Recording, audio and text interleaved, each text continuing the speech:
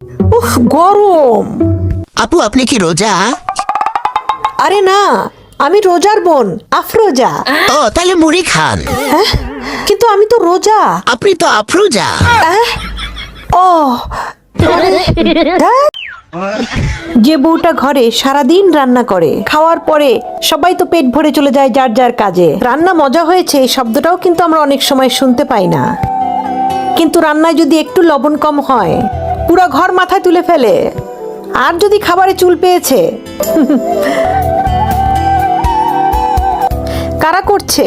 আপনারা, সেই আপনারা যারা গত 3 সপ্তাহ 4 সপ্তাহ ধরে খাবার খেয়েও ভালো খাবারের প্রশংসা করেননি, অথচ সেই আপনি যখন রেস্টুরেন্টে যাচ্ছেন খাবারেরও প্রশংসা করছেন, যিনি খাবার এনে দিচ্ছে তাকে আবার কিছু না কিছু টিপসও দিয়ে দিচ্ছেন, আবার সেখানে বসে ফেসবুকে লাইভ করে রিভিউও দিয়ে দিচ্ছেন, আবার সেখানে স্টার মার্কও দিয়ে দিচ্ছেন, আবার বের হওয়ার সময় বলছেন আপনাদের খাবার সেই ইয়াম্মি ইয়াম্মি অনেক জোস এবং মজা হয়েছে।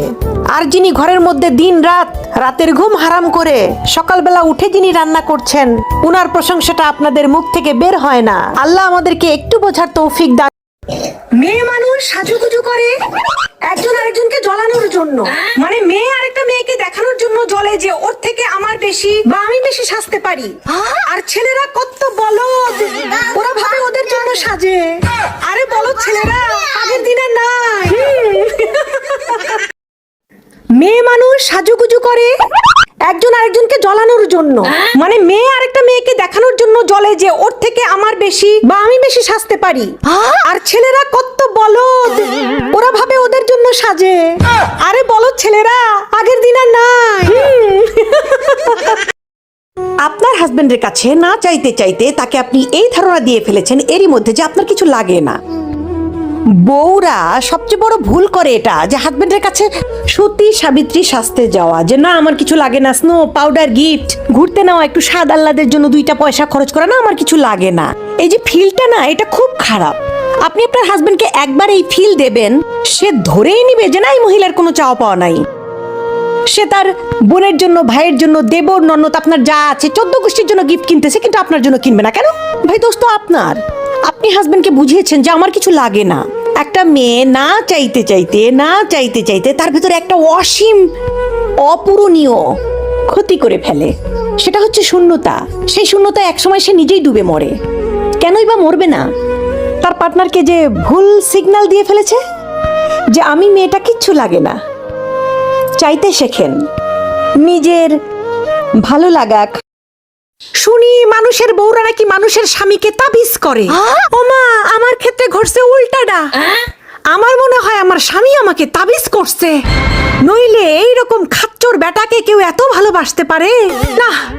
অবশ্যই আমাকে তাবিজ করছে। শুনি মানুষের বউরা নাকি মানুষের স্বামীকে তাবিজ করে। ওমা, আমার ক্ষেত্রে ঘটছে উল্টাটা। আমার মনে হয় আমার স্বামী আমাকে তাবিজ করছে, নইলে এইরকম খাচ্চর বেটাকে কেউ এত ভালোবাসতে পারে না। অবশ্যই আমাকে তাবিজ করছে। তুমি কি মনে করছো? তুমি মনে করছো যে তুমি এখনো প্রস্তুত নও? প্রস্তুত হলেই তুমি তোমার কাজ শুরু করবে? তবে শোনো, তুমি যদি প্রস্তুত হয়ে কাজ শুরু করতে চাও, তোমার সেই প্রস্তুতি কখনো শেষ হবে না। তুমি কখনোই তোমার কাজ শুরু করতে পারবে না। প্রতিটি সফল মানুষ শুরু করেছিল যখন তাদের আত্মবিশ্বাস কম ছিল, কিন্তু তাদের ভেতরে একটা আগুন ছিল, দুর্দান্ত একটা ক্ষমতা ছিল, বিশ্বাস ছিল।